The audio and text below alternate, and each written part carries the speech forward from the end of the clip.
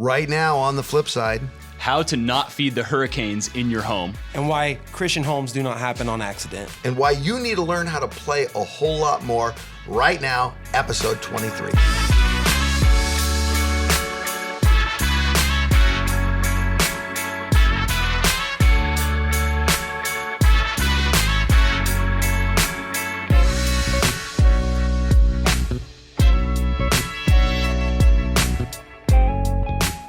Welcome to the flip side. Pastor Curt here, and this week I am joined by two of the most stellar leaders in the entire Bayside organization. People that are setting the culture and the tone for young leaders. Greg, tell us a little bit about yourself. Where are you from? What do you do here at Bayside?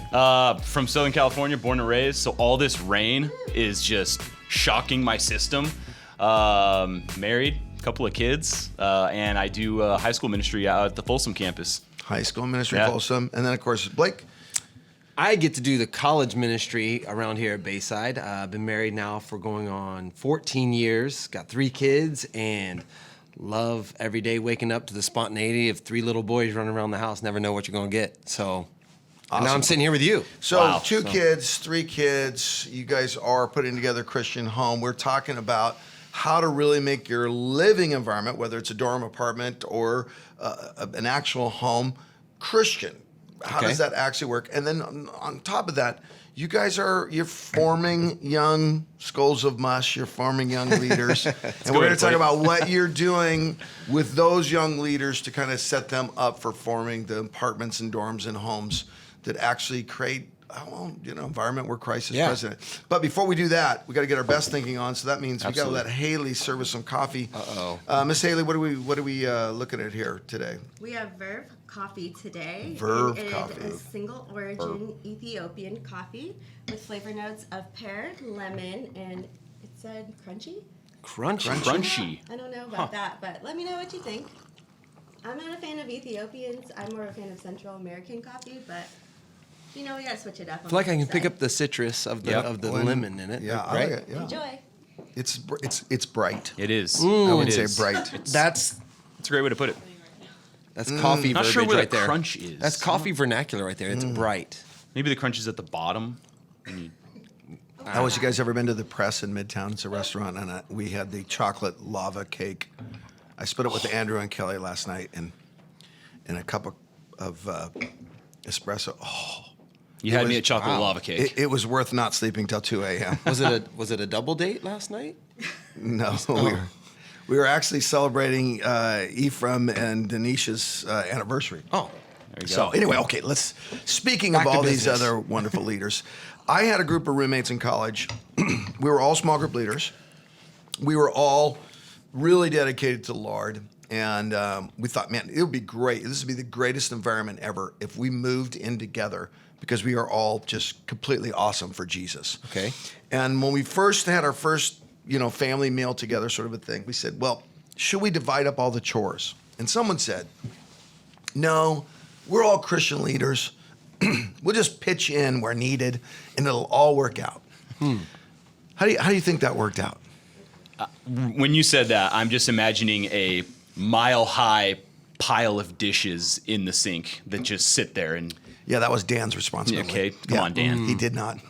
They were all his dishes, and yet he somehow expected... Yeah. I became an atheist for about a month living with those Christian leaders. I probably think I could hear a lot of people giving opinions on what they thought was the better way of doing those dishes or setting the table. So I could hear that probably happening in the air. Now, when we were off camera, I was telling you guys about how I'm going to talk about just because you're a Christian doesn't mean you have a Christian living environment. Right. There's some things you have to do. And you both went, we've always just lived in Christian environment. It's always been hunky-dory. Would your wife say that you always create the greatest Christian environment in your home? Luckily enough, she's not here to answer this question, honestly. But no, it's funny. We were actually having this conversation last night. We had a mentoring date last night with a couple that was really pouring into our lives. And the thing that we realize is that a Christian environment doesn't happen by accident. You don't just stumble and trip into it and it's, oh, wow, we're praying together. And, oh, wow, we're reading the Bible together. I didn't have any effort in making this happen. It was actually this shocking realization, it's intentionality of making a Christian environment happen. It doesn't just poof happen out of nowhere. There's a level of intentionality that has to go And into what it. would you say you need to be the most intentional about, Blake?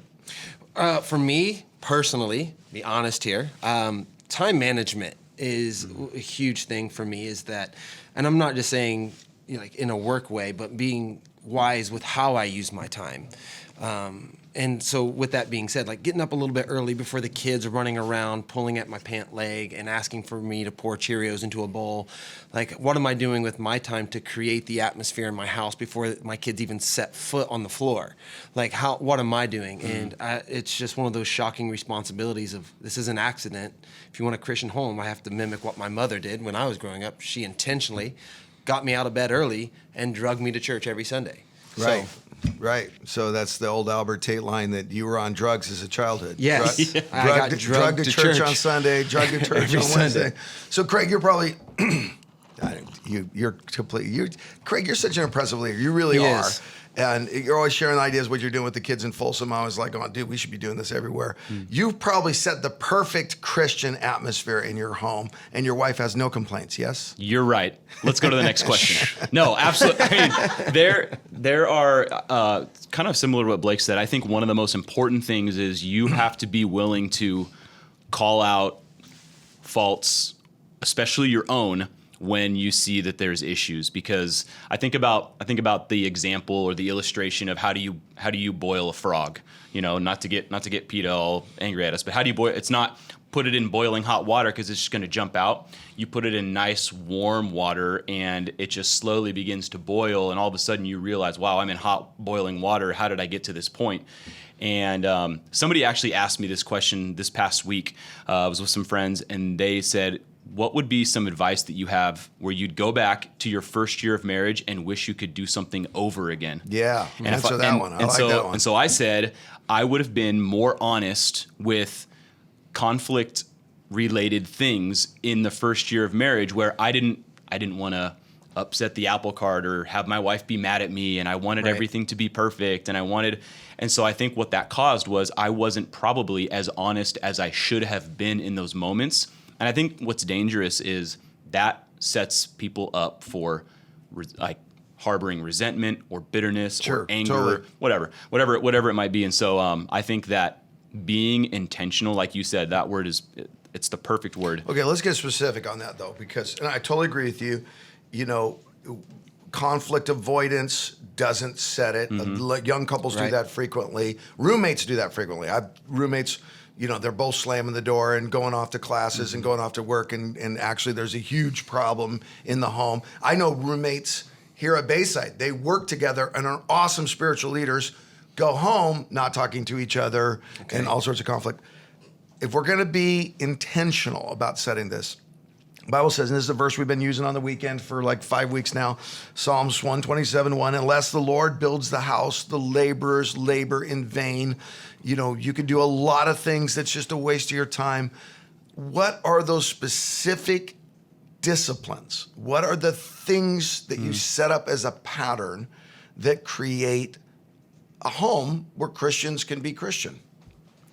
For me, it's patience. For me, it is coming home and Okay, I'm gonna challenge you. How do you check the patience box off? What does it mean? So I think when I come home and I've got 2 kids, I've just had a day at work and I come home, you've got, 3 kids coming home to that, and I walk through the door and chaos I might walk into the middle of chaos and I want to fix it or I want to do this. But so a lot of it is coming in and not just forcing like discipline on a child, but being able to come down to their level, sit with them, talk them through why are we acting this way? What is the problem? Let's work towards a solution, instead of just coming in and I join in the chaos by throwing my stuff down and just causing this hurricane of these 2 other little hurricanes that are spinning around the room. Right. And coming in, being patient, not Don't losing feed my the cool. hurricane. Don't feed the hurricane. Hurricane Craig coming right. through the door. You never have a hurricane at your house, Blake. They always are reading Yeah. when you get home, sitting Yep. quietly reading with each other. Yep. One of the things for me of creating, like you said, a culture of a Christian environment, I think it has a lot to do with the intentionality of your words too.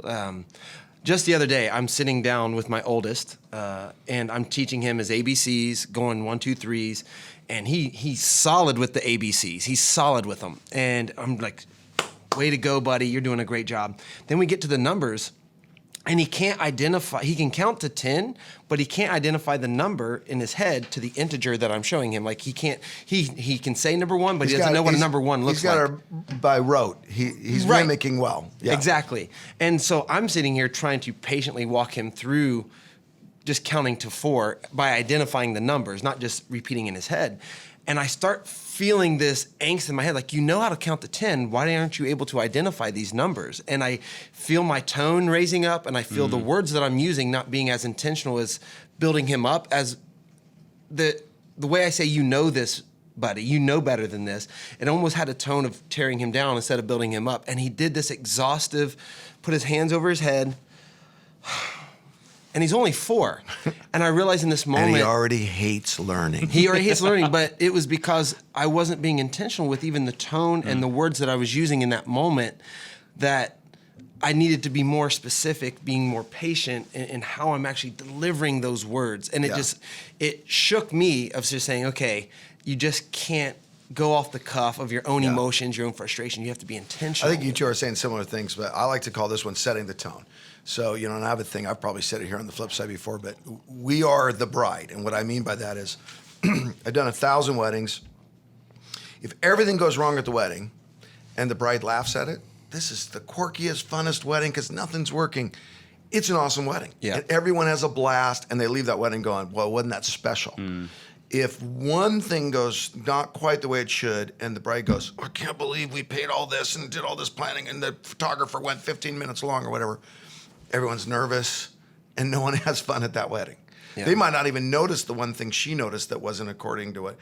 And when the wedding is very important to them and they don't bring that joyous attitude, it affects all the guests and all the wedding party.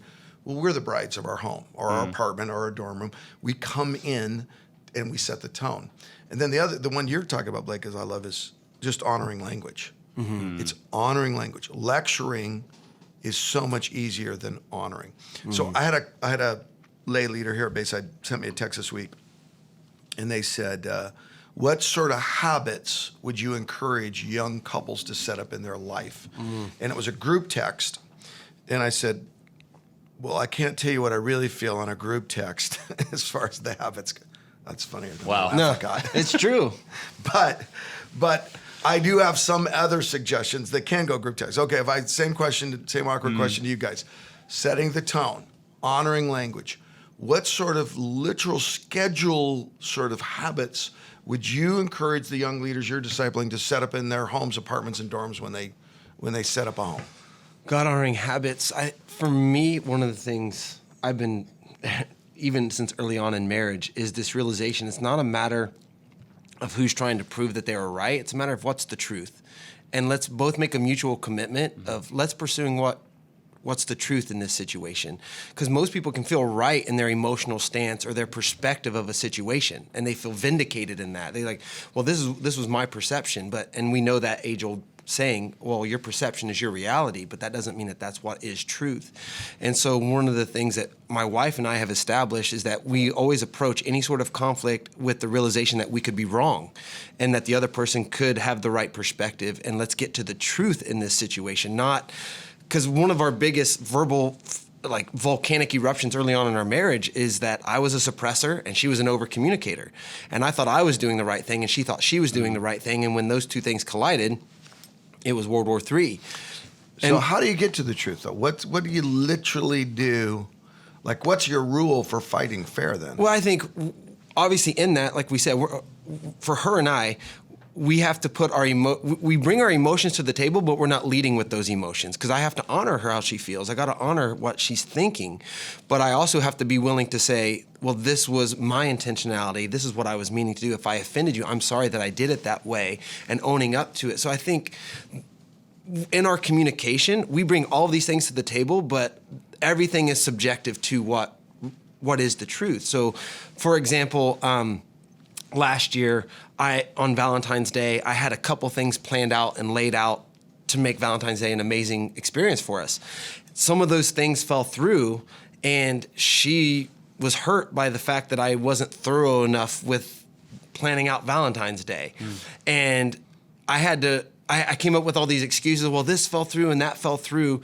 But the reality was that I wasn't thorough enough with it. I should have had some plan Bs, plan Cs, like making sure that there were things on the horizon in case those complications fell through. And I remember us getting into a little bit of a rift because I thought I was being sentimental enough, not realizing that there was more to it.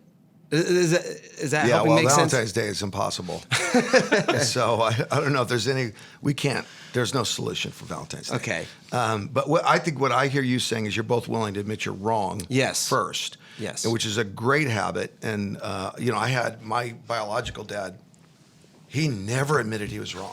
And it was so disempowering and frustrating. And I'm sure in my children's memory, I've not done this enough, but I had an intention of going, I'm going to say I'm sorry and I was wrong and you're right. Way more. And I think it's brilliant, Blake. I think if you're leading with a soft answer, I could be wrong about that. Help me understand attitude. It's way better. Yeah. And creates right of this. So just check some off for me, Craig. You just go, this is what it should look like. Your mom, we were talking off camera, it was a great Christian home. You lived with your mom, so you didn't have the doormate sort of thing. But what are some of the things that you guys did that literally were the skills you did to create a great Christian home? I think one of the most important things that I saw growing up from my parents and the example that they set in our home was setting up boundaries. It was kind of a rigorous nighttime routine where we went to bed kind of at the same time every night, and we just knew that what was talked about and what was spoken in the home as far as rules and boundaries, it was this is how it's going to be. This is what we're going to do. I can recall a time, where we weren't allowed to get up from the table until we were done with our dinner. We just sat there, and I remember one night sitting there for, it felt like hours because I wouldn't. What was the food? It was asparagus. Yeah. It was asparagus, and I was determined to not eat that asparagus. Do you like asparagus now? Well, here's the thing. Back then, it was today it's this fresh asparagus, farm to plate or farm to fork or whatever. Yeah. Back then it was canned asparagus, which is absolutely terrible. Wow. So I tried to Should avoid it. Only be eaten after nuclear warfare. Yes. Yeah. But, long story short, I shoved the asparagus down the sink when my parents aren't in the room. My dad finds it down the drain. He's a genius. That's just what parents do. And is your dad watching now? Okay. I had to eat the asparagus the next morning for breakfast. Gosh. It was Wow. I never did it again. But I think about the boundaries were so important in the household that I grew up in that my wife and I, we do our best to stick to it. But setting up boundaries. So for example, technology, it's so easy for both of us to disengage at the end of the night, because our night really to connect one-on-one is after the kids go to bed, and so we put them down, and it's just so easy to let's just turn on the TV or let's just stay on our phones. And if you're not intentional with that time together, then there's no real connection that's happening. Yeah. Well, let me just go one extra on that. If you guys are modeling having your screens as decompression, your kids are going to have their screens as decompression, and they're going to take those screens into their bedroom. And I can't tell you how many parents have come to me and said, yeah, my kids saw this or did this. I don't know how that happened in our Christian home. Well, where was the screen? It was in an 11, 12, 13-year-old's bedroom, unsupervised, and just not the discernment yet to know I've got a direct line on this screen to the worst of all human instincts in our culture. It's, you'd never put something dangerous in your kid's room, yet people let those screens come in there all the time. Intentionality on boundaries. Yes, intentionality about it. And I love the boundaries conversation because I do think, I personally go, if I know what expectations are on me, I do a lot better. It's not the only conversation, though, because I can't tell you how many homes I've interacted with the family, and the dad especially has set really strong boundaries, and they're joyless homes. And, there is that verse that says, Dad, don't exasperate your children. Apparently, this is like a universal cross-cultural principle because 2,000 years ago, it was still a problem. Craig, I love what you were saying a little bit earlier. I think when you come into the chaos, the dad instinct is, oh no, my children, they can't recognize their numbers. They're disobeying their mom. They're going to live in a van under the bridge. I'm The going river. Down by the river. down by the river. And, I tell the kids in Mexico every year, I tell them, I said, listen, the reason your dad wants you to make your bed is because he's afraid that you're going to be unemployable. And so this dad comes into it.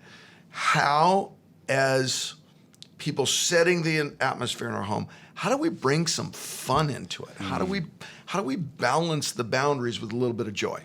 Well, one of the things I've learned recently is an explanation as to why that boundary even exists. Sometimes I used to enforce a boundary, and obviously in their young, mushy of a brain mind, they're trying to understand, okay, why are you not letting me hit my brother with this stick? Like this, my first impulse is to do this. Yes, and my brother, he deserves some stick hitting. Yes, Yeah. yes. And being able to unpack the why and the intentional communication and the patience of articulating that. And since I work with college students, especially in this day and age, have a resentment towards certain boundaries. They're in the experimental phase. For any parents out there that, you've got college age students, this is the experimental phase of their life.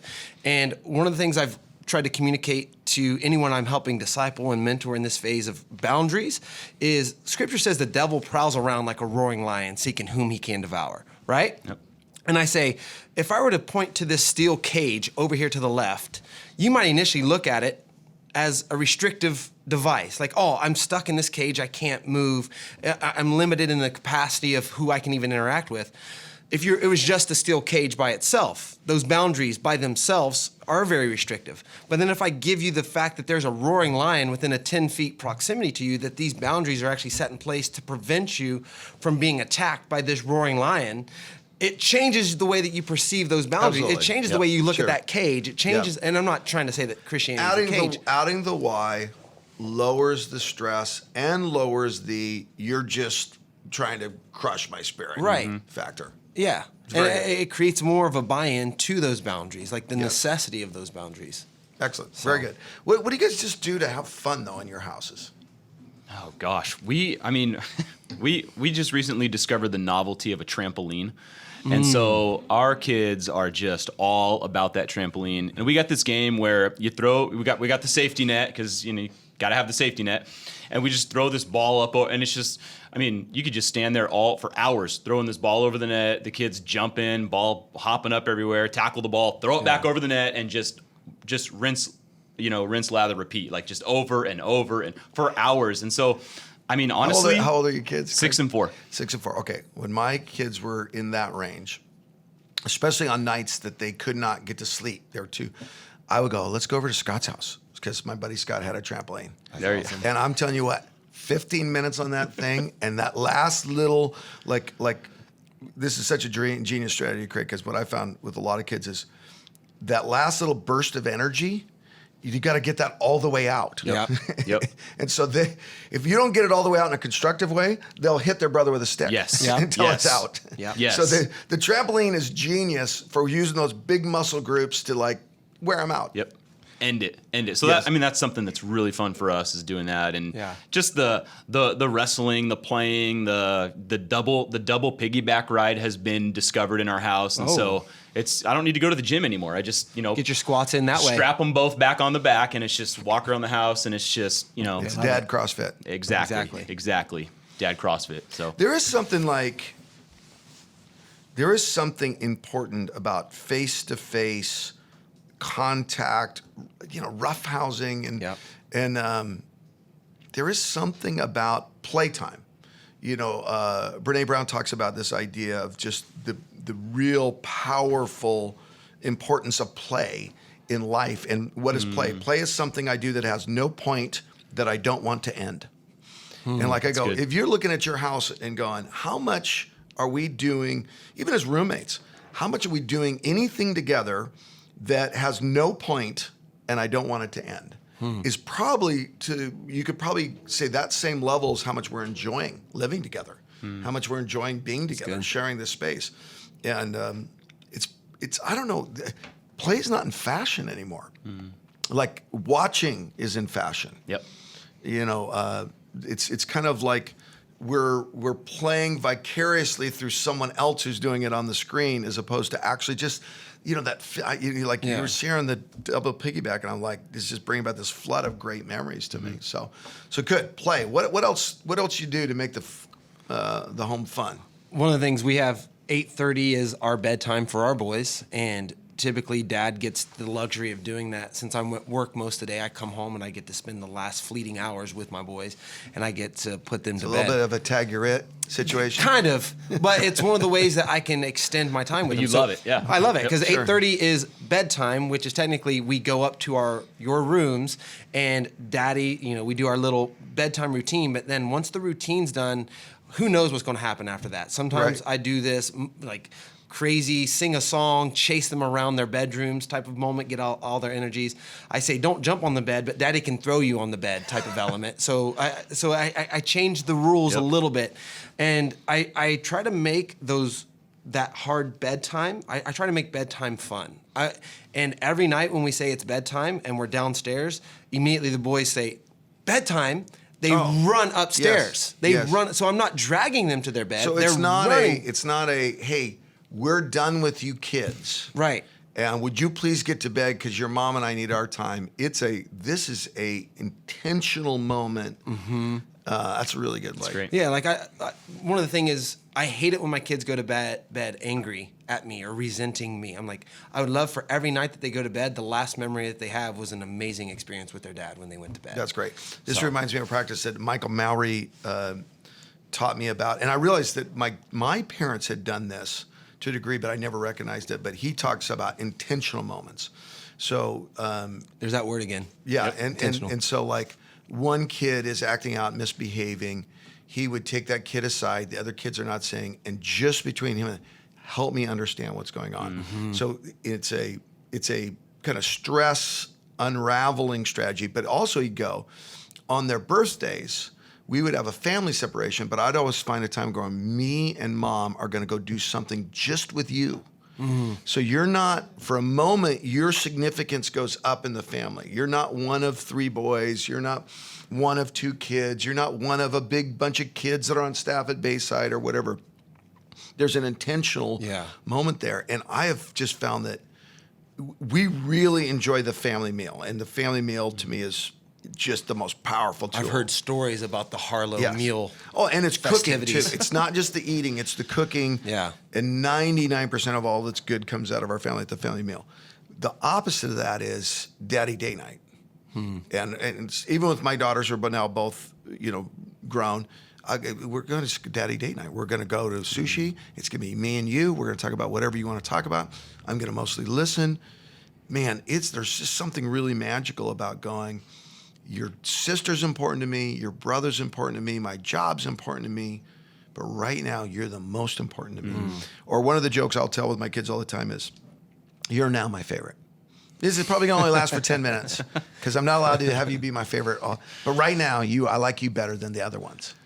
And they'll all laugh. They'll laugh at that because they know I'm saying the same thing to the other. Rotisserie of favoritism. The other kids. But there's some richness about going, I'm creating that significance. So. And I think what's interesting, from it's probably a lot of people tuning in that aren't parents yet. Like, what does this look like in an environment where you do have a bunch of roommates? And go back to that word intentionality. I remember when I moved out of my parents' house before I got married, moved in with a buddy of mine, and we connected playing basketball and sitting in the hot tub together. And those two things needed to go hand in hand. Otherwise, we'd be sore the next day from the basketball that if we did. Makes sense. And but it just we created an atmosphere where we just enjoyed doing some similar things, which is going to require you to actually not just be, I've got a cheap room and great, but really getting to know some of the people that you live with and creating those kinds of environments where you get to do things together. And it's not just living vicariously through a screen, through somebody else's YouTube journey, but you get to create memories of your own and have fun doing stuff with people. And I just feel like that can get lost sometimes and lost on people. And by the way, it's not an either or. So I meet so many homes where man, we have a ton of fun. But there's no order. There's no expectations. You're not required to show up at family meal. There's no expectations on schoolwork, or if it's roommates, there's no expectations on your participation in the domestic chores of that shared apartment.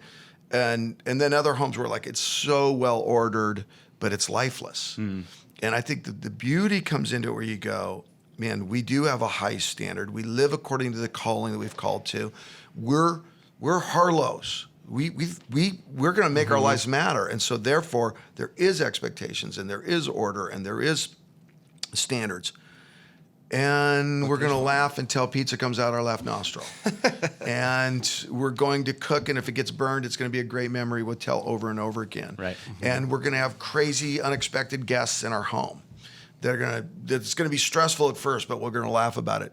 I think keeping both of those in tension is really what makes for the powerful combination. So Miss Haley is giving me the sign that we have shared so much great content that everyone listening to this podcast They need time cannot to process take it. They're any full. more They're full. content. I love what you said. This is what Anna thought. It doesn't happen. Christian home, even for Christians, does not happen automatically. It is about thinking not just about your school or your job. It's about thinking about, hey, when I come home, whether that be an apartment, dorm, or whatever, I've got to create this atmosphere that honors God and creates greater connection relationships. So really appreciate you guys sharing that. I think that's a great having final us. thought. Yeah. So, Appreciate it, hey, Curt. thanks for joining the flip side. By the way, we are doing a marriage conference coming up here March 29 and 30. Even if you're a single person, we want you there. We're that way at Bayside. Everyone can come. The concepts we're going to be talking about there are really these concepts more in depth. How do you actually create an environment you like to come home to? So if you'll text the word marriage 19 to 56316, marriage 19 56316, we'll get you signed up for the marriage conference. Join us on a weekend, whether it's online, and also, as always, we want to get the truth in our life every day of the week. We want to have this dialogue with God and His truth all the time. So would you spread the word? Would you subscribe, follow, share, like, comment? Ask us some questions. We'll deal with them in the future. We've got some incredible episodes that are in the works right now. So keep tuning in to The Flip Side, and thanks for watching today.